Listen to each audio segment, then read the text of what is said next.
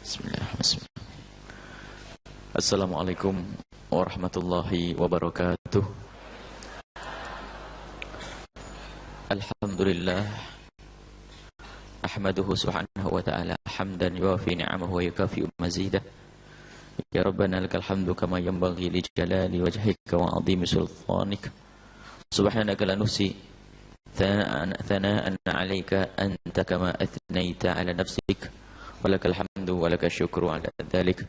Allahumma salli wa sallim ala habibina wa syafi'ina wa maulana sayyidina Muhammad wa ala alihi wa ashabihi wa tabi'ina lahum bi ihsanin ila yaumiddin. Allahumma ya Rabbana nas'aluka ilman nafi'a wa na'udzubika ya Rabbana min ilmin la yanfa' wa amalin la yurfa' wa qalbin la yakhsha' wa 'ainin la tadma' wa nafsin la tashba' innaka anta ala kulli syai'in qadir. Allahumma ya Rabbana wa ya ghafirar dhunubi ighfir dhunub wa ya mufarrijal kurubi farrijil kurub wa ya satiral uyub isturil uyub ya 'allamal ghuyub bi barakatil habibil mahbub urzuqna ya Rabbana taubata qabla al maut wasyahadata 'inda al maut wal jannata ba'da al maut. Amma ba'du. Yang kami cintai, yang kami muliakan para orang tua kami, saudara-saudari, para pemirsa, para pendengar, dimanapun Anda berada, baik yang berada di dalam atau di luar negeri sana. Semoga semuanya ini digolongkan sebagai hamba yang bertemu karena cinta kepada Allah, yang kelak di padang mahsyar akan mendapatkan pertolongan dan perlindungan khusus dari Allah, di saat tidak ada lagi perlindungan dan pertolongan kecuali perlindungan Allah subhanahu wa ta'ala. Kita dengan Imam An-Nawawi rahimahullah ta'ala sudah sampai kepada bab baru ini, babut tawadhu'i wa khafdil janahi lil mu'minin. Ini bab tawadhu' dan merendah di hadapan kaum yang beriman, tidak menyombongkan diri. Tawadhu, akhlak mulia, akhlaknya Nabi SAW. Ketawadhuan Nabi SAW adalah yang sangat sering tampak dari akhlak mulia Rasul. Bagaimana beliau di rumah tampak sangat tawadhu, karena di rumah ternyata beliau adalah juga termasuk orang yang sangat biasa dan tidak pernah gengsi untuk menjahit bajunya sendiri dan membetulin serampat kaki, ikat tali sandal beliau sendiri.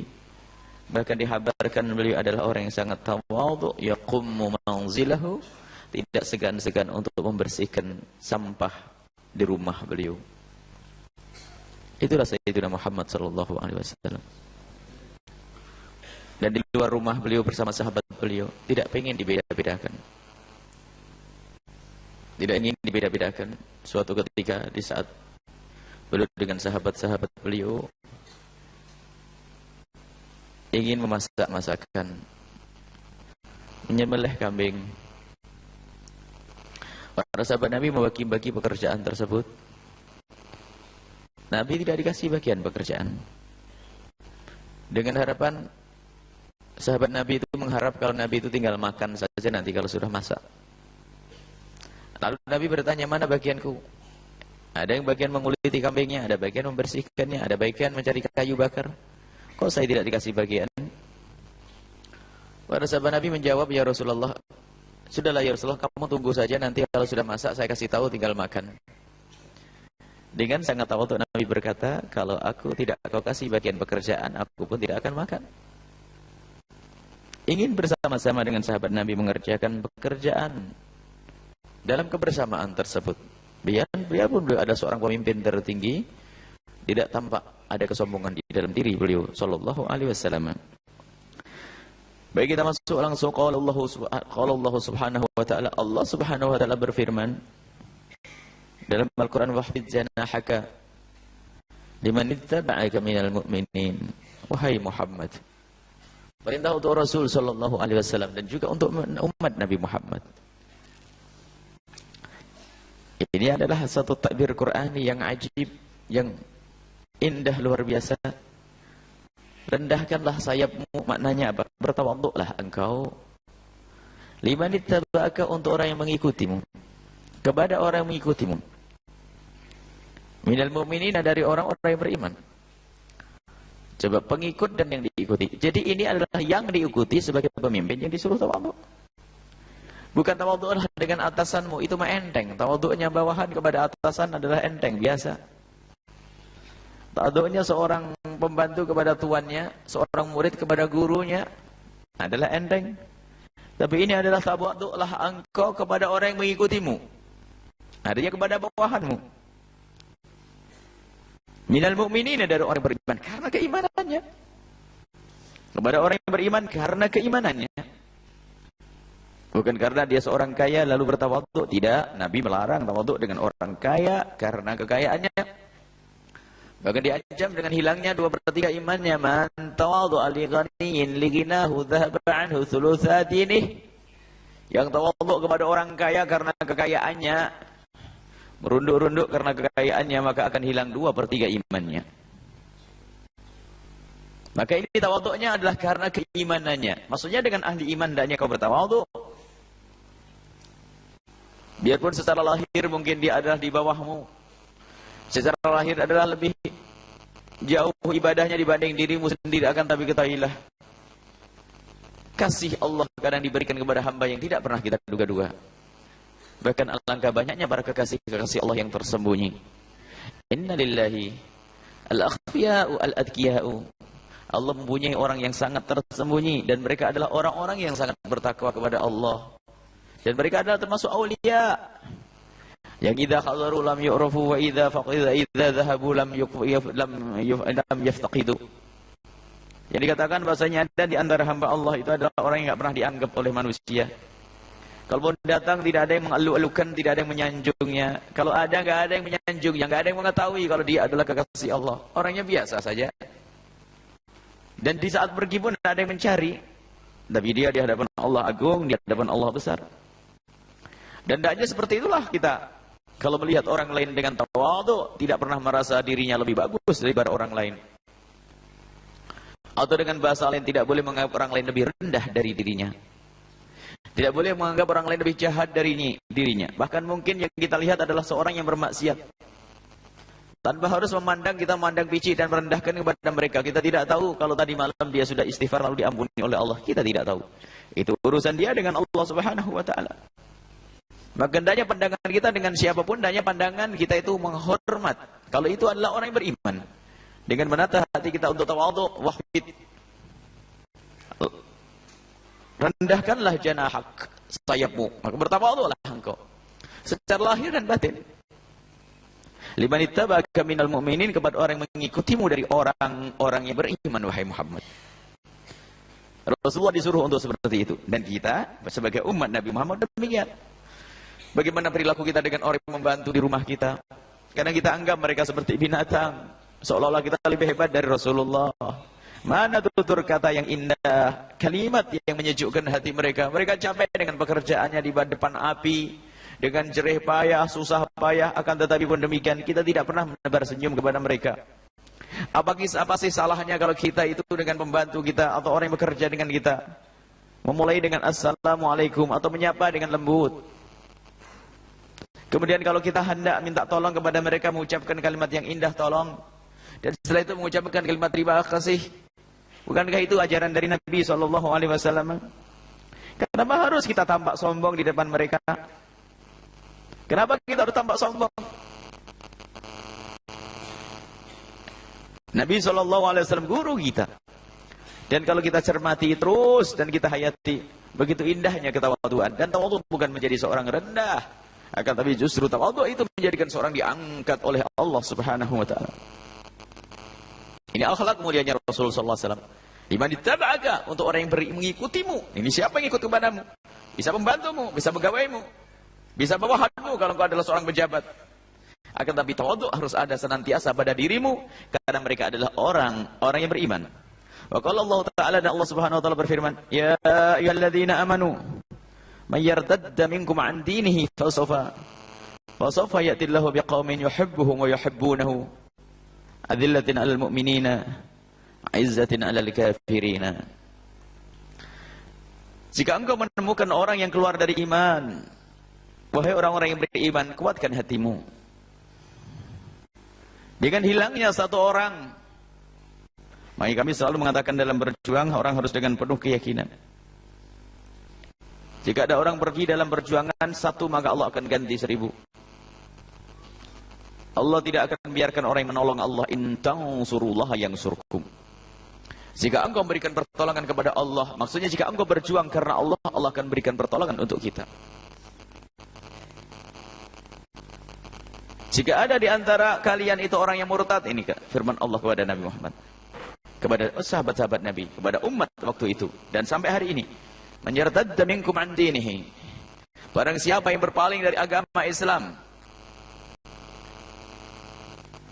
keluarnya satu orang dari agama Islam murtad, maka fasawfa yatillahu, maka ketahuilah Allah akan mengganti, Allah akan mendatangkan biqaumin, dengan kaum, padahal yang keluar adalah man yartadda. Jika ada orang, ini bisa saja satu orang, bisa saja dua, akan bukan jumlah yang banyak. Man yartadda minkum, jika ada satu orang yang keluar dari agama Islam darimu, maka ketahuilah Allah akan mengganti biqaumin, sekelompok kaum, yuhibbuhum wa yuhibbunah, yang Allah mencintai mereka dan mereka pun mencintai Allah Subhanahu wa taala, dengan tanda adillatin 'alal mu'minina, kalau bersama orang yang beriman tampak tawadhu, tidak sombong, menghargai, selalu memandang orang lain dengan pandangan cinta dan kasih sayang, tidak pernah memandang orang lain yang beriman sebagai orang rendah. Itulah orang yang dicintai oleh Allah, tandanya seperti itu. Orang yang dicintai oleh Allah, kekasih Allah. Kalau ada waliullah, waliullah pasti sangat tawadhu kepada orang-orang yang beriman. Aizzatin 'alal kafirina, kalau di depan orang kafir tampak kemuliaan, kewibawaannya, bukan kesombongan, wibawa. Jadi kalau dengan orang kafir tampak wibawa, izzah, punya nilai kemuliaan, bukan merendah di hadapan orang kafir, bukan merendah, akan tapi tampak wibawa. Tapi di depan orang yang beriman tawadhu, dan tidak bertentangan makna ini antara orang tampil wibawa, izzah, mulia, dengan tawadhu tidak bertentangan. Tawadhu dan izzah, Allah tidak memerintahkan sombong, bukan izzah. Dan sekarang Masya Allah, izzatul muslimin ini sudah hilang, direndahkan oleh diri umat Islam sendiri, merengek untuk kebutuhan dakwah sekalipun kepada orang kafir. Tidak begitu caranya. Dengan orang kafir kita lihat harus tanpa izzah. Jangan nampakkan kelemahan di depan orang kafir, jangan nampakkan butuh kepada orang kafir. Tampakkan kalau kita adalah kuat, tampakkan kalau kita tidak membutuhkan mereka. Kaya batin, kadang merengek kepada orang kafir, merengek. Kan mungkin bantu untuk dibantu pondoknya, minta tolong pondok saya sudah rusak, dan jangan ngomong kepada mereka. Harus tambah izzah. Kalau berbicara dengan kaum yang beriman, bukan dengan orang yang kafir. Dilarang adillah 'alal kafirin. Kalau kepada orang kafir, izzah, tampak mulia. Akan tapi musim merendahkan Islam, merendahkan diri mereka sendiri. Sehingga di saat kita mau diberi bantuan oleh orang di luar Islam sekalipun, bukan sesuatu yang dilarang, asalkan mereka tidak tampak dengan kesombongannya. Tapi kalau mengangkat syiar mereka, tidak boleh kita terima biarpun untuk bangun pondok dan sebagainya. Tidak. Islam merusak izzah, Islam punya kekuatan, Islam punya kekayaan, Islam punya kemuliaan yang tidak boleh ditukar dengan apapun. Aizzatin 'alal kafirin. Kalau Allah Ta'ala, Allah Subhanahu wa taala berfirman, ya ayyuhan nas, wahai manusia, inna khalaqnakum min dzakarin wa untha. Aku menciptakan kalian ada laki-laki, ada perempuan. Aku menciptakan kalian laki dan perempuan. Wa ja'alnakum, dan aku menjadikan kalian syu'uba wa qabaila. Ada bangsa-bangsa, suku-suku. Ada bangsa Indonesia, Ada suku Jawa, suku Sunda, suku Madura. Sengaja Allah buat seperti itu, tidak satu suku saja, suku Arab saja. Bukan bangsa Arab saja. Dengan warna-warninya model itu sebetulnya. Untuk kalian bisa lita'arufu. Untuk bisa saling mengenal kalian. Saling tahu. Dengan dasar bahwasanya mereka adalah semua hamba-hamba Allah. Agar faham dirimu bahwasanya, biarpun dia adalah kulit yang berbeda denganmu, akan tapi ketahuilah mereka adalah hamba Allah. Karena ada perbedaan warna kulit, perbedaan bentuk rambut, perbedaan secara fisik, tapi ketahuilah batinnya semua adalah hamba Allah. Kalau kita faham dengan batin kita, mereka adalah hamba Allah. Mereka sama di hadapan Allah Subhanahu wa taala. Jadi jangan sampai merasa bahwasanya ini ada peringatan. Jangan sampai engkau adalah suku ini lebih bagus daripada suku itu, atau bangsa ini lebih bagus daripada bangsa itu. Enggak boleh. Akan tapi Allah membuat berbeda-beda ini agar kalian mudah untuk saling mengenal, untuk saling tahu dan memahami, kemudian menata hati untuk tidak menyombongkan tentang kabilahnya sendiri. Inna akramakum indallahi atqakum. Sebab yang paling mulia di antara kalian di hadapan Allah adalah hamba-hamba yang hatinya kenal Allah, yang hatinya dengan Allah. Mereka adalah yang bertakwa. Terserah kulit apakah orang itu. Untuk mengukuhkan ayat ini, mengukuhkan bahwasanya jangan memandang orang dari segi lahirnya. Akan tapi prasangka baiklah bahwasanya di hati seorang hamba yang beriman itu ada ketakwaan. Dan mungkin lebih takwa dari kita. Seorang pembantu yang bekerja di rumah kita tidak mustahil kalau ketakwaannya kepada Allah lebih dari kita. Dia sangat menjaga yang haram, berkhidmah dengan benar kepada Anda. Ternyata di waktu sempitnya, waktu-waktu senggangnya, ia mengadu kepada Allah, melakukan ibadah dan melakukan sholat, yang bosnya pun tidak pernah melakukan. Maka ketahuilah, secara lahir dia adalah bawahan, akan tapi di hadapan Allah, ternyata dia lebih mulia daripada bosnya. Biarpun gelarnya adalah pembantu, gelar di dunia. Mungkin gelarnya adalah seorang tukang sapu, seorang gelar di dunia, akan tapi urusanmu adalah dengan Allah. Kalau engkau dengan Allah baik, maka engkau lebih mulia dari siapapun. Inna akramakum indallahi atqakum. Qala subhanahu wa ta'ala, wala tuzakku anfusakum wa'lamu biman ittaqa. Wala tuzakku anfusakum, jangan engkau mensucikan dirimu, maksudnya menganggap dirimu itu suci, menganggap dirimu hebat. Tazkiyatun nafas, kalau maknanya membersihkan jiwa dari kekotoran penyakit, iya. Akan tapi jika maknanya adalah wala tuzakku anfusakum, jangan engkau menganggap suci dirimu hebat, paling bersih, paling hebat. Tuzaki, tazkiyah. Kalau dalam istilah lain, tazkiyah itu memberikan rekomendasi, memberikan pengukuhan akan sebuah produk atau sebuah ini. Tapi orang menyanjung, menganggap dirinya lebih dari yang lainnya. Kalau tuzaku anfusakum, jangan engkau menganggap dirimu lebih dari orang lain. Sebab huwa a'lamu biman ittaqa, Allah Maha tahu siapa yang paling bertakwa di antara kalian. Bukan kau tidak tahu kalau tetanggamu lebih bertakwa darimu. Biarpun engkau seorang ustaz yang secara lahir adalah mendidik orang, membimbing orang dengan ilmumu, seolah-olah pangkat yarfa'illahu alladziina aamanu minkum walladziina utul ilma darajat. Seolah-olah dengan ayat itu kau akan melambung tinggi dalam kejayaan derajat yang mulia. Akan tapi bukan itu. Allah yang lebih tahu apa yang ada di hati seorang ustaz. Allah a'lamu biman ittaqa. Allah Maha tahu dengan siapa. Allah a'lamu biman ittaqa. Allah mengetahui siapa yang paling bertakwa. Kebiar zahir ini tidak menjadi jaminan. Ini sebetulnya adalah pendidikan dari Allah yang dihadirkan oleh Imam Nawawi untuk selalu mengoreksi ke dalam hati masing-masing. Kalau sudah begitu, lihat, kalau sudah kita Allah, kamu dilarang mengangkat dirimu sendiri, menganggap dirimu sendiri lebih bersih dari orang lain. Kenapa? Allah yang lebih tahu siapa yang paling bersih. Dengan begitu maka orang yang faham akan selalu berhusnudzan. Mungkin orang yang ada di kiriku adalah lebih bagus dari aku. Mungkin orang yang ada di kananku lebih bagus dari aku. Dan itu hakikat ketawadhuan. Qala Allah Ta'ala, Allah Subhanahu wa taala berfirman dalam ayat lain, "Wa nada ashabul a'rafi rijalan ya'rifunahum bisimahum qalu ma aghna ankum jam'ukum wa ma kuntum tastakbirun.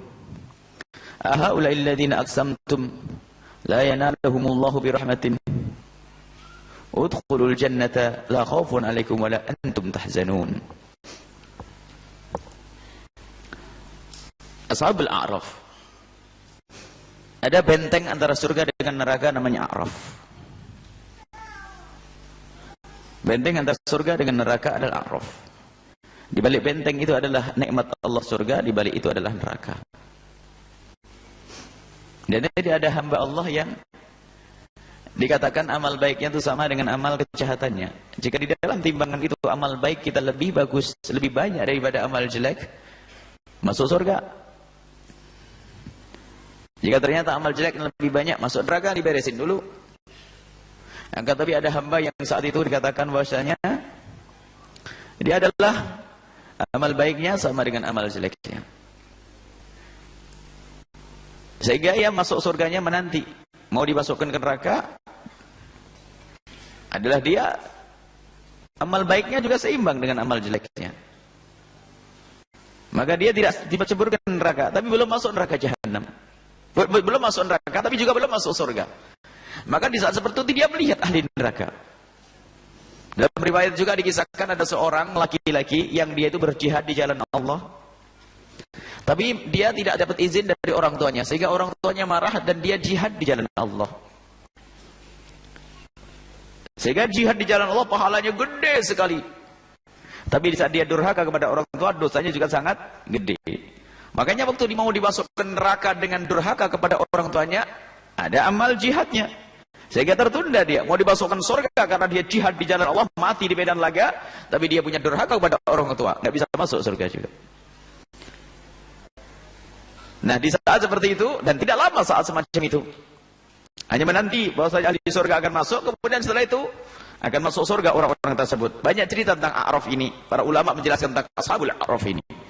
Yang jelas orang itu adalah dia bisa melihat ahli neraka dan bisa melihat ahli surga, dan pada akhirnya mereka akan masuk surga. Ya'rifunahu, mereka saling kenal tuh, fulan, fulan, fulan. Bahkan yang paling mengerikan adalah ada orang-orang yang melihat ahli surga, ahli neraka. Orang ahli surga melihat ahli neraka. Bahkan dalam riwayat dibuka, ahli neraka itu bisa dilihat oleh ahli surga, dan ahli surga bisa melihat ahli neraka. Tidak tahu caranya gimana, sudahlah. Nanti kalau Anda masuk surga bakal tahu. Yang jelas ada ahli surga itu melihat ahli neraka. Sampai terheran yang di surga itu ngobrol dengan kawannya. Wahai sahabatku, siapa itu di neraka? Kamu ingat? Oh iya, aku ingat. Kenapa dia di neraka jahanam? Bukankah dia yang mengajariku? Bukankah dia ustadz kita? Allah. Ustadznya munafik, muridnya jujur, muridnya tulus. Muridnya belajar karena Allah. Ustadznya mengajari bukan karena Allah. Gurunya, ustadznya mengajari bukan karena Allah. Murid yang belajar dengan tulus karena ingin selamat. Akhirnya sang murid selamat, gurunya di neraka. Karena hatinya kotor, dan itu yang paling menakutkan. Sehingga mengenali di dalam neraka si fulan, ya'rifunahum bisimahum. Ada ciri-ciri khasnya begini-begini. La yanaluhumullahu birahmatin. Mereka tidak bisa masuk surga untuk sementara. Mereka tidak masih masuk surga untuk sementara. Akan tapi mereka akhirnya menjadi ahli surga. Dan para ahli surga disuruh untuk masuk surga. Udkhulul jannata, kalau saya masuklah kalian ke surga. Subhanallah, punya amal baik. Udkhulul jannata, masuklah kalian ke surga. La khaufun alaikum wa la antum tahzanun, tidak ada rasa takut bagi kalian nanti di surga, dan engkau tidak akan merasakan kesusahan sepanjang masa di dalam surga tersebut. Nah, ini gambaran yang semacam ini di dalam neraka. Jadi kadang-kadang ada orang yang di dunia itu tampak istimewa, mulia, jaya dengan pangkatnya, atasan, akan tapi ternyata di neraka jahanam mungkin. Agar kita banyak berpikir, dihadirkan oleh Imam Nawawi ayat-ayat semacam itu agar kita berpikir untuk kita ini. Sehingga gelar kita di dunia itu nggak laku semuanya. Gelar kebesaran di dunia tidak laku, yang laku adalah batinmu yang bertakwa kepada Allah. Yang penuh dengan ketawaduan, itu loh yang laku. Adapun gelar di dunia ini hanya gelar dunia. Mungkin di dunia ada gelarnya seorang bos dengan perusahaan yang banyak, punya karyawan ribuan, semua karyawan bisa cium tangan dan cium kakinya. Akan tapi itu hanya gelar dunia, tapi di akhirat bukan itu. Bisa saja yang membantu di rumah kita adalah menjadi ahli surga, dan bisa saja kita masuk surga melalui dia. Maka jangan sombong, jangan memandang orang lain dengan pandangan merendahkan. Anda tidak tahu biarpun dia adalah ahli maksiat, Anda tidak tahu pungkasannya nanti seperti apa. Pungkasannya seperti apa. Dan hakikat tawadhu nanti akan ditandai seperti sabda Nabi. Hakikat tawadhu itu bagaimana? Tawadhu merendah, iya. Artinya jangan sampai menganggap orang lain dengan anggapan lebih rendah dari dirimu. Oh, ini perlu belajar. Bagaimana? Wong saya seorang ustaz, saya ibadah banyak, saya baik, saya ini. Nah, ada orang kayak begitu, gimana saya bisa mengatakan dia lebih bagus dari aku? Nah, ini awas, kesombongan bisik gitu. Atau mengatakan dia, saya lebih jelek dari dia. Nyari kesalahannya nggak bisa. Orang nggak bisa nyari kesalahannya itu sendiri sudah menjadi jelek kok. Orang nyari kesalahannya nggak ketemu. Gimana? Saya akan ngomong kalau saya lebih jelek dari dia. Nah ini, kalau orang tidak mengetahui kejelekannya sendiri itu menjadi jelek saat itu. Tidak bisa melihat kekurangannya dirinya sendiri. Tertutup. Sehingga sangat mudah melihat kekurangan orang. Jadi orang pandai melihat kekurangan orang lalu tidak bisa melihat kekurangan dirinya sendiri. Itu sendiri kekurangan kalau orang paham. Tapi orang yang punya kesadaran keimanan kepada Allah, dia akan selalu melihat dirinya kurang dia. Sehingga kemaksiatan baginya adalah dianggap sebagai sesuatu yang sangat besar, biarpun katanya kemaksiatan ringan dia. Melihat yang haram pun bisa menangis semalam suntuk karena dia takut kepada Allah, takut dimurkai oleh Allah. Melihat terus kekurangan dirinya sendiri. Kemudian tawadhu ditandai lagi dengan dijelaskan para ulama. Kalau Nabi mengatakan kabur, sombong itu lawan daripada tawadhu. Al-kibru, kesombongan adalah, lihat. Bukan orang yang pakai baju bagus. Itu adalah sombong, bukan. Bukan kuda mewah. Kalau mobil mewah itu sombong, bukan. Inna Allah jamil yuhibbul jamal. Allah maha cantik, maha bagus. Allah senang hal-hal yang bagus. Hendaknya kau membaguskan lahirmu. Dan yang bagus pun diharapkan dan Allah anjurkan dan yang bagus. Kalau ada orang bajunya compang-camping itu bukan dibuat-buat karena memang dia compang-camping, karena tidak peduli dengan urusan dunia. Kalau compang-campingmu yang kau buat maka engkau sombong dengan compang-campingmu, bermasalah lagi.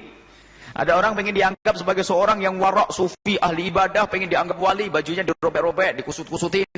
Oh, Masya Allah, dikurus-kurusin. Kemudian kerut, pokoknya kelihatan orang yang susah, seolah-olah dengan Allah saja. Ternyata hatinya tidak dengan Allah. Dia ingin lihat manusia sebagai kasih Allah.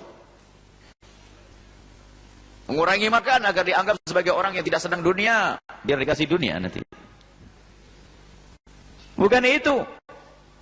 Pakailah bagian yang bagus. Asalkan dia adalah halal. Tanpa engkau lupa hak-hak yang harus kau berikan kepada orang fakir. Jadi ada orang, ya Rasulullah, ada orang pakai baju yang bagus, apakah itu sombong? Oh bukan, bukan itu yang namanya sombong. Al-kibru, yang namanya sombong itu batarul haqqi wa qamtun nasi. Yang namanya sombong itu adalah kalau engkau menolak kebenaran yang sampai kepadamu. Jangan berhujah di saat kebenaran yang sampai kepadamu. Al-kibru batarul haqqi wa qamtun nasi. Dan merendahkan, memandang yang rendah manusia. Siapa dia? Dan itu kadang tidak kita sadari. Kita membedakan antara si A dengan si B, menganggap si B adalah rendah. Awas, hati-hati. Menganggap si B rendah sehingga tidak perlu diperhatikan. Itu kesombongan di dalam hatimu. Mubatarul haqqi, menolak kebenaran. Sampai kebenaran kepada telingamu lalu kau menolak. Biasanya kadang-kadang hanya gara-gara disampaikan oleh orang yang ada di bawah kita secara martabat dunia. Lihat Anda sebagai seorang bos, tiba-tiba karyawan Anda mengingatkan kepada Anda. Nah ini biasanya penyakitnya lah, kamu ini tahu apa. Ada kesombongan di dalam diri, yaitu al-kibru batarul haqq.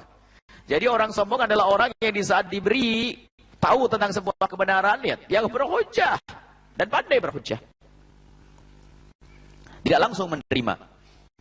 Menolak, maka ini sombong. Maka sombongmu adalah, ingat, kesombongan disebut oleh Nabi SAW bukan di saat orang berpakaian bagus, tapi naik kuda yang bagus, atau kuda dalam sekarang dalam mobil yang bagus.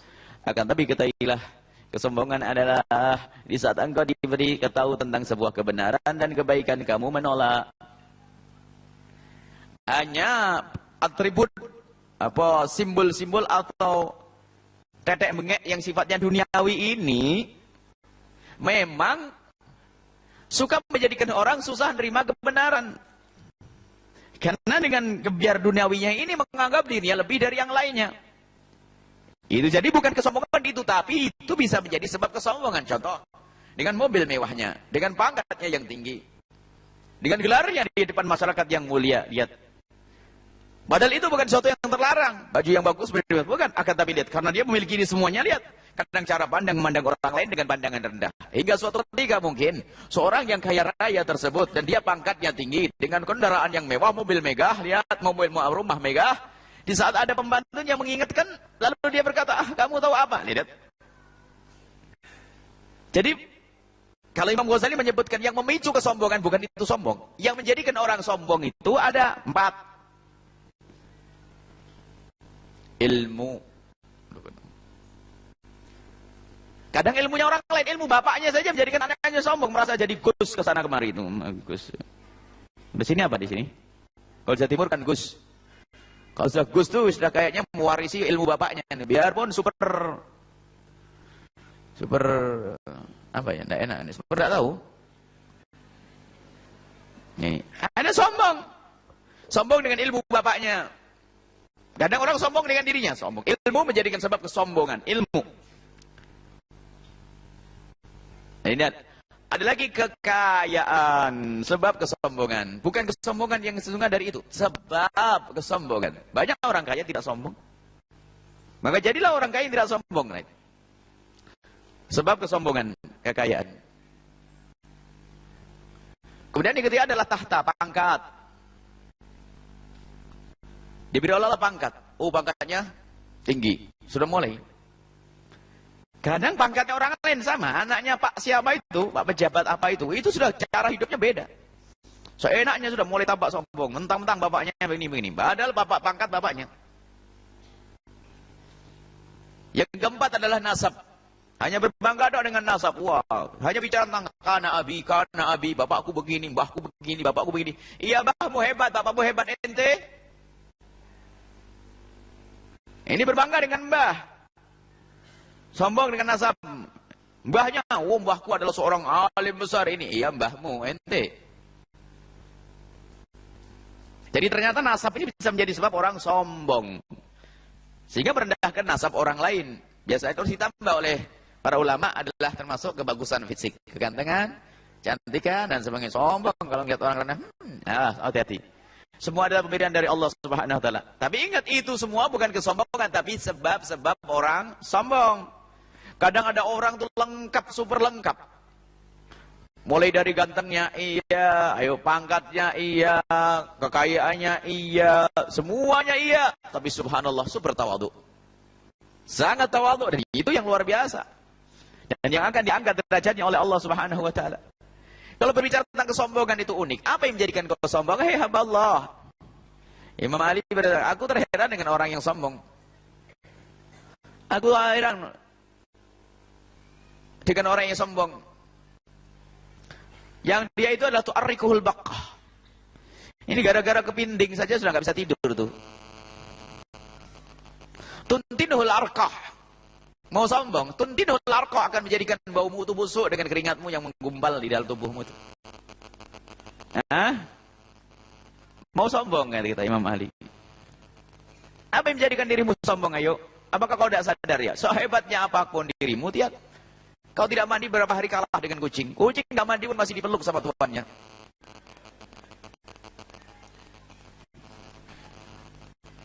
Bahkan apa yang jadikan dirimu sombong? Dari bahanmu, bahan yang dikatakan ma'in mahin. Satu air, lihat. Satu air yang orang menyentuhnya jijik. Kemudian setelah kamu mati menjadi bangkai yang busuk. Bahkan pun demikian, di saat kamu hidup pun, lihat di dalam dirimu itu ada sesuatu yang busuk, kalau dibuka orang jijik melihatnya. Dan setiap pagi atau setiap waktu kau pergi ke belakang, buang apa itu? Mau sombong kau? Kau akan sombong bagaimana? Tidak pantas orang sombong. Biarpun yang katanya seorang ratu, seorang raja, seorang apapun, seorang ala, semuanya seperti itu. Dirimu penuh dengan kelemahan, dirimu penuh dengan kekotoran. Bahkan dalam dirimu sendiri ada sesuatu yang sangat kotor. Kalau orang berpikir seperti itu, gak akan bisa sombong. Apa yang menjadikan dirimu sombong? Bahkan apapun yang kau miliki dari siapa, coba kau paham. Kecerdasanmu dari Allah. Engkau rajin ibadah yang menjadikan kau bisa seperti itu juga Allah. Engkau bisa mengumpulkan kekayaan juga dari Allah. Semua dari Allah. Akan tapi itulah kesombongan, dan kesombongan inilah yang menjadikan sebab makhluk terkutuk pertama, iblis itu. Iblis itu nggak bisa tahu tuh, bukan orang yang nggak ngerti. Iblis itu paling pintar, paling taunya Allah, paling kenal Allah. Bahkan dikatakan iblis itu ibadahnya itu nggak ada yang menandinginya. Biarpun dia bukan dari bangsa malaikat, akan tapi karena ibadahnya luar biasa kuat, akhirnya dia termasuk dalam golongan malaikat, bahkan suruh memimpin malaikat. Dalam riwayat. Begitu dahsyatnya iblis. Tidak ada sejengkal tanah di bumi ini kecuali pernah digunakan sujud oleh iblis. Ini pernah digunakan sujud oleh iblis. Ibadahnya ribuan tahun, dahsyat, hebat. Akan tapi ternyata di dalam hati iblis ada kesombongan. Wa idh qulna lil malaikati isjudu li adama fasajadu illa iblis aba wastakbar. Aku perintahkan kepada malaikat semuanya, di dalamnya adalah iblis, karena iblis sudah digolongkan bersama malaikat karena hebatnya dalam ibadahnya.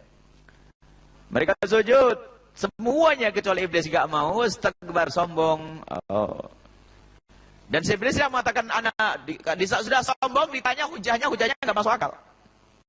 Kenapa kamu tidak mau sujud kepada aku, wahai iblis? Yang nyuruh Allah. Oke, kau tidak mau sujud kepada Adam, wahai iblis. Dia itu sombong, lihat Adam ini bagaimana, ini Allah ini nyuruh saya sujud sama Adam. Saya sudah ibadah ribuan tahun, Adam baru diciptakan, belum punya amal baik, lah kok saya suruh sujud kepada Adam ini. Kan gak bener nih maksudnya. Ini, sombong dia. Sama kayak zaman sekarang nih. Wah, anak kemarin sore gimana saya harus sowan kepada dia, atau kembali ibaratnya. Kalau sowan kepada orang sepuh mah enteng. Wah, anak kemarin harus datang ke sini dong. Yang muda datang kepada yang tua. Sombongnya yang tua. Sombongnya yang tua. Memang kita sebagai yang muda hendaknya datang kepada yang tua. Tapi engkau yang tua pun tidak boleh mengatakan semacam itu. Jangan seperti iblis, merasa bahwasanya dia sudah banyak ibadah. Lalu di saat melihat suruh sujud kepada Adam, bingung dia, nggak mungkin. Saya sudah ahli ibadah. Adam belum terbukti punya kebaikan dia. Sujud juga belum terlihat. Sujudnya Adam mana? Gimana saya harus sujud kepada Adam? Adam ibadahnya belum terbukti. Baru diciptakan oleh Allah. Lah kok saya suruh sujud kepada Adam? Ya enggak deh. Ditanya kenapa kok nggak mau sujud? Apa jawabnya? Ana khairun minhu. Oh, ana yang suka ngomong ana, aku, ana itu ego, ana, aku lebih bagus dari dia. Dia berhujah, lihat. Coba dia tawadhu, nyesel saja kan beres. Berhujah nih orang sombong. Ana khairun minhu. Lalu sekarang aku punya ilmu, dia nggak punya ilmu.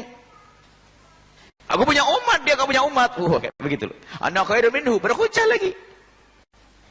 Bagaimana hujahmu, wahai iblis? Kau lebih bagus daripada manusia. Kau menciptakan aku, ya Allah, dari api. Kau ciptakan dia dari tanah.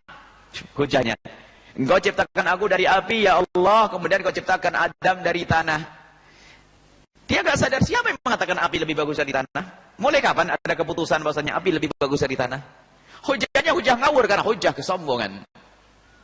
Sehingga dia menjadi orang yang terusir dari rahmat Allah, menjadi manusia terkutuk, yaitu iblis, karena kesombongannya.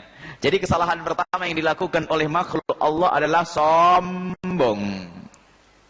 Sombongnya iblis. Ini dosa pertama dilakukan oleh makhluk Allah. Sombong dengan perintah Allah, nggak mau. Suruh sujud kepada Adam, tidak mau. Ini naudzubillah.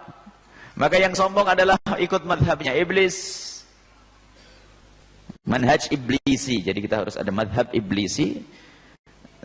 Jadi madhabnya iblis. Biasakan dengan kesombongan. Hendaknya kita ayo latih di rumah kita. Dengan orang yang bersama kita di rumah, pembantu kita. Tetangga-tetangga kita yang lebih rendah. Makanya kami selalu mengingatkan apa yang pernah diingatkan Nabi. Dengan orang-orang lemah dan dengan orang fakir, hendaknya kita dekat dengan mereka. Karena Allah bersama mereka. Sekaligus memangkas kesombongan kita.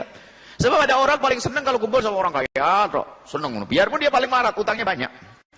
Paling senang kalau duduk sama orang kaya. Wah, ikut permainannya sama orang kaya yang mahal-mahal itu. Padahal dia maksain diri. Mau dari main apa? Golf, main apa? Main itu bukan sesuatu yang dilarang, namanya olahraga dan sebagainya. Cuman kadang-kadang ada orang itu jadikan standar kesombongannya. Kemudian gaya hidupnya kumpulan orang-orang kaya, dia ikut perkumpulan orang kaya, biar memaksain dia ngutang grup ini. Ingat, harta kekayaan bukan kesombongan. Orang memiliki harta bukan sombong, akan tapi yang menjadikan sombong adalah jika orang dengan hartanya menjadikan merendahkan orang lain. Na'udzubillah, sombong. Maka perlu berlatih, tidak cukup ilmu hanya sekedar kita dengar saja. Kita berlatih dengan orang di rumah kita, pembantu kita menyapa dia dengan lembut. Bersalaman saja bagaimana? Susah. Karyawan kita, kalau kita sempat salaman, nyapa mereka, gimana, apa kabar, baik. Oh, senang mereka. Seorang dokter atau seorang suster, lihat, dengan penuh ketawaduannya, lihat, mengajak bicara orang yang menjaganya, itu sudah senang. Menepuk pundaknya saja, Masya Allah, sabar, itu sudah senang. Kadang-kadang sama. Di kalangan ustadz yang sombong ada, kalangan dokter sombong juga ada, kalangan bos sombong juga ada, semuanya ada. Kenapa sih kok tidak bisa berlemah lembut? Dia jasa tawadhu, karena pendidikannya yang kurang. Merasa ingin dihormati terus di mana-mana, sehingga itu menjadi orang batarul haqi. Di saat diingatkan oleh orang yang ada di bawahnya, seolah-olah dia diungkit, nggak bisa nerima. Sombongan. Baik, kita baca hadis Nabi sallallahu alaihi wasallam. An ayat.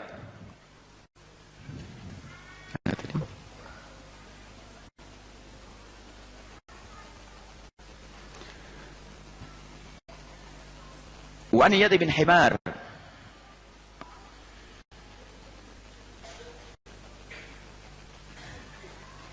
Dari Iyad bin Himar radhiyallahu taala anhu qala, dari Iyad radhiyallahu taala anhu qala, beliau berkata, qala Rasulullah sallallahu alaihi wasallam, Allah Subhanahu wa taala, Rasulullah sallallahu alaihi wasallam bersabda, "Innallaha auha ilayya an tawadhu." Allah telah mewahyukan kepadaku untuk aku merintahkan kepada kalian semua, tawadhu. Tawadhu'lah kalian semua, jangan sombong. Tawadhu. Hadza la yafkhar ahadun ala ahadin, la yafkhar ahadun ala ahadin. Sehingga tidak boleh satu membanggakan di atas orang lain, merasa membanggakan dirinya di atas orang lain, merendahkan orang lain, enggak boleh. Wala yabi ahadun ala ahadin, dan tidak boleh seseorang berbuat zalim kepada saudaranya. Rawahu Muslim, hadis ini diriwayatkan oleh Imam Muslim rahimallahu taala. Hadis berikutnya Nabi Hurairah radhiyallahu taala anhu, dari Imam Abu Hurairah radhiyallahu taala anhu, anna Rasulullah sallallahu alaihi wasallam, bahwasanya Rasulullah sallallahu alaihi wasallam qala, bersabda, "Ma naqasat shadaqatun mim malin," tidak akan berkurang, tidak akan mengurangi sedekah itu dari hartamu. Allah, ini sudah, kalau Nabi yang ngomong sudahlah yakin, jangan mikir-mikir sudah. Kalau engkau bersedekah, maka sesungguhnya sedekah hartamu tidak akan terkurangi, karena Allah akan menggantikannya, dan ganti dari Allah lebih banyak di dunia dan di akhirat. Maka jangan ragu melakukan kebaikan. Mana qasad sadaqatun mim malin, tidak akan mengurangi sedekah itu hartamu.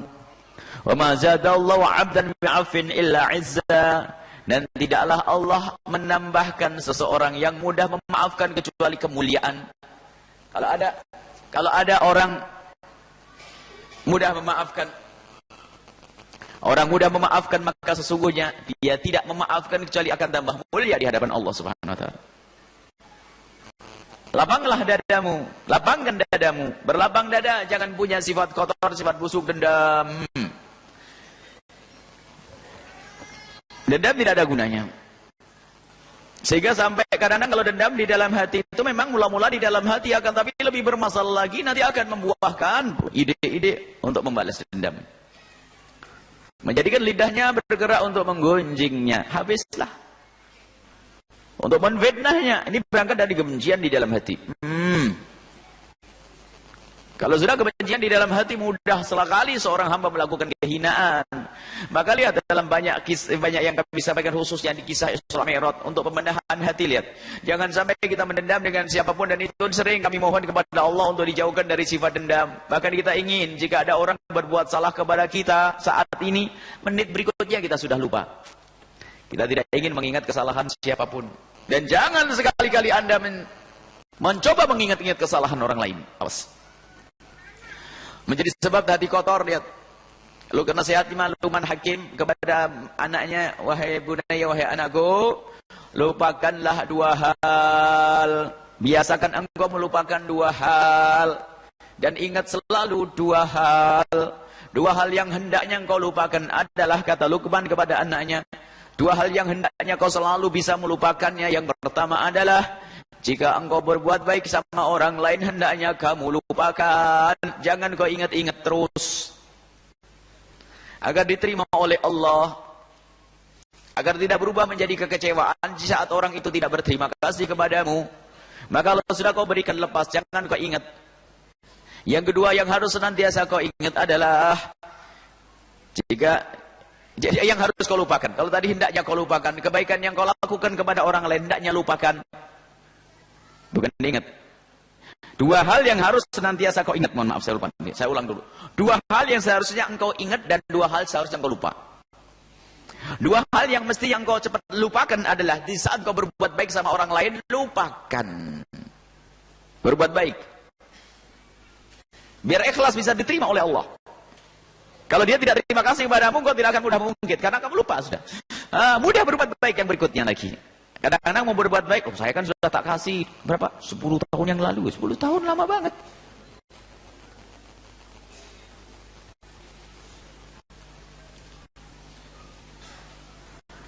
Satu hal lagi yang harus senantiasa engkau lupakan adalah, jika ada orang berbuat salah kepadamu, biasakanlah engkau untuk melupakannya. Ini nasihat Luqman. Jangan biasa menyimpan, subhanallah. Kadang kita itu senang dengan kebusukan jiwa. Masa kesalahan 3 tahun yang lalu masih disimpan di HP itu, di bintang WA itu, ngapain itu? Kebusukan jiwa di WA SMS, hapus tuh. Jangan dibiarkan kebusukan jiwa itu. Allah saja untuk bukti. Bukti apa? Mau nyari apa? Mau nyimpan dendam. Dimasukkan file khusus. Sudah, kalau ada orang ngomong jelek, ngomong kosong dan sebagainya, sudah hapus. Jangan diingat-ingat terus kalimat itu. Biarpun orang itu membahayakan dirimu sendiri, kan nggak ada perlunya. Cuman kadang kebusukan jiwa ini bisikan iblis telah simpan. Bukti barangkali nanti. Akhirnya apa? Oleh setan diajari, jangan kau maafkan dia. Sudahlah, kita maafkan semua. Dan tidaklah seseorang memaafkan seorang hamba kecuali Allah akan angkat derajatnya mulia. Lapangkan dadamu.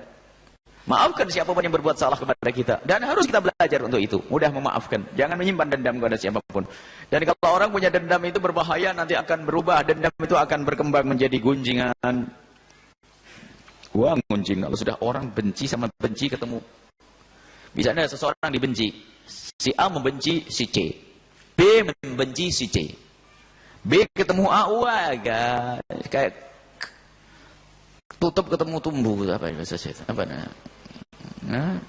Apa ya? Sudah ketemu gandengannya sudah. Wah, sampai habis-habisan. Na'udzubillah. Permusuhan, kebencian di dalam hati, na'udzubillah. Oh, kadang menggunjing habis-habisan sampai subuh. Habis majelis taklim lagi. Karena Imam Ghazali mengatakan mana menggunjing faqihatul fuqaha kok. Orang-orang juru dakwah, ahli ustaz semuanya ini paling asik kalau menggunjing. Ngomongin ustaz lain, ini ustaz.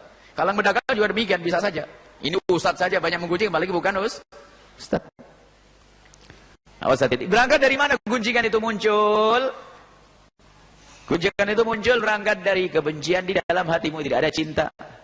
Kalau bertemu bahasa basi, lihat. Bertemu bahasa basi, habis sebenarnya dalam hatinya, tidak begitu ya. Lapangkan hatimu, biasakanlah untuk memaafkan. Bahkan berkatakan, memaafkan ya Allah, aku akan maafkan orang-orang yang telah berbuat salah kepadaku. Bahkan yang belum berbuat salah pun sudah aku maafkan. Kira-kira. Pokoknya ya Allah, yang berbuat salah kepadaku aku maafkan ya Allah, jangan kau hukum dia ya Allah, ampuni dia, angkat derajatnya. Terus kita ucapkan, biar kita tidak punya dendam kepada siapapun. Dendam adalah menjerumuskan. Yang ketiga ini apa? Pesan Rasulullah. Wahyu yang diberikan oleh Allah kepada Rasulullah. Wa ma tawadda'a ahadun lillahi illa rafa'ahu Allah. Tidak ada seorang bertawaduk kepada Allah, bukan tawaduk. Tawaduk kepada Allah maksudnya patuh kepada Allah. Tawaduk karena Allah maksudnya itu. Tawaduk karena Allah. Paham? Tawaduk lillahi karena Allah. Anda tawaduk dengan orang kaya karena Allah. Bagaimana orang kaya? Perintah Allah adalah mungkin karena ubannya dia. Karena dia tua yang kaya. Karena tuanya engkau tawaduk kepadanya, akan Allah angkat derajat.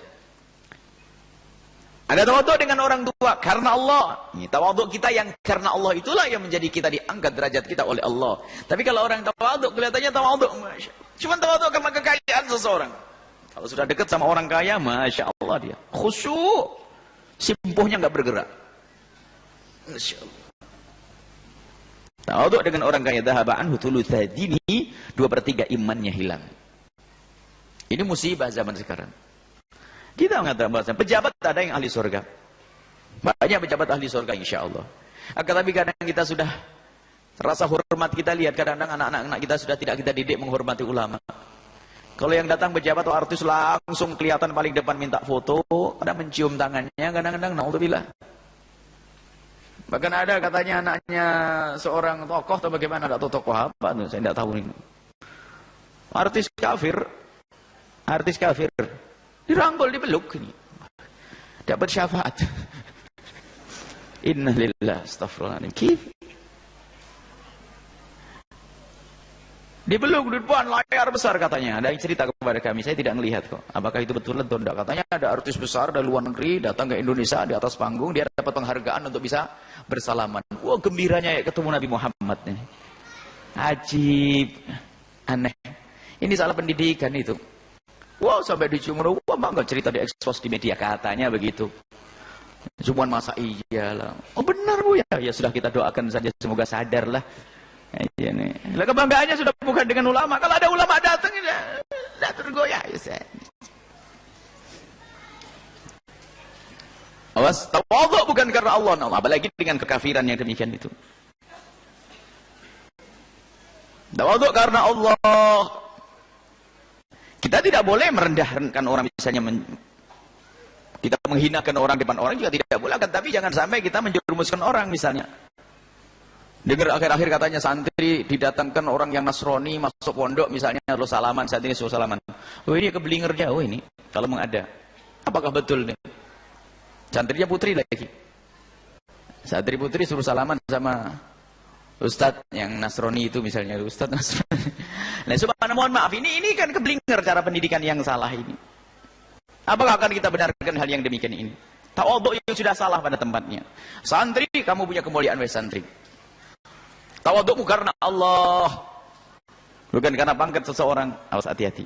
Man tawadha, ma tawadha ahadun lillahi illa rafa'ahu Allah. Tidak ada orang yang tawadhu kepada karena Allah kecuali Allah angkat derajatmu. Jadi sudahlah rumus. Jika engkau tawadhu, Allah akan angkat derajatmu. Engkau tawadhu, Allah akan muliakan. Engkau tawadhu, Allah akan muliakan kalian. Ya tawadhu yang sudah kita celentrehkan tadi. Di saat diberi petunjuk tentang kebenaran langsung menerima. Menyandarkan semuanya kepada Allah. Kalau kau diberi kecerdasan, hindari Allah. Kalau pandai mencari uang, ketahuilah itu dari Allah. Dan sadari juga Allah bisa membalikkan hartamu itu menjadikan dirimu fakir dalam sehari bisa. Allah menjadikan korun yang kaya pun mati ditelan bumi. Dan alangkah banyaknya hari ini kita temukan orang fakir yang seminggu yang lalu kafir, hari ini kaya. Atau sebaliknya orang kaya yang menjadi fakir. Begitulah keadaan dunia, bolak-balik. Kalau kalian sadar sehingga kalian tidak akan sombong. Semuanya dari Allah. Baik. Semoga Allah menjaga hati kita. Apapun yang Allah berikan kepada kita, jangan menjadikan kita sombong. Harta yang Allah berikan semoga menjadi sebab kita semakin tawadhu. Semakin tahu, kenal bahwasanya Allah yang memberi karunia. Yang diberi jabatan hendaknya semakin sadar kalau itu dari Allah. Dan mungkin berkat doa orang-orang fakir yang ada di kiri kanan kita. Sebab dikatakan innallaha sayansurukum bidu'afaikum. Dalam hadis disebutkan Allah itu akan menolongmu itu karena orang lemah yang ada di kiri kananmu. Hai orang kaya, kenapa kok bisnismu semakin besar itu? Bukan karena kecerdasan otakmu, bukan. Bisa saja karena kebaikanmu yang pernah kau lakukan untuk orang lemah yang ada di kiri kananmu. Lalu dengan begitu Allah menolong kalian. Innallaha sayansurukum bidu'afaikum. Allah akan menolong kalian bersama atau dengan orang-orang lemah yang ada di kiri kananmu. Meningkatkan ketawadhuan dan tahulah dirimu sendiri. Siapa engkau yang tahu dirinya akan tawadhu? Apa yang menjadikan kalau sudah tidur kau kayak mayat? Kalau sudah tidur dicaci maki sama orang nggak bisa malas. Kalau sudah Allah mencabut rasa sadarmu sudah habislah. Dan dalam diri kita banyak kekurangan. Kenapa kita harus sombong? Semoga Allah benar-benar memberikan kepada kita kesadaran untuk tidak sombong. Karena sombong bersama iblis. La yadkhulul jannata man kana fi qalbihi mithqalu dzarratin minal kibri. Tidak akan masuk surga jika ada seorang hamba di dalam hatinya ada sebiji sawi, biji dzarrah daripada kesombongan. Naudzubillah. Maka kesombongan harus selalu kita pangkas, dan insya Allah nanti dengan Imam Nawawi lebih panjang lebar lagi memangkas kesombongan di hati kita untuk kita ganti dengan ketawaduan, dengan khafdil janah, tawadu kepada orang lain, kepada orang yang beriman. Wallahu a'lam bissawab.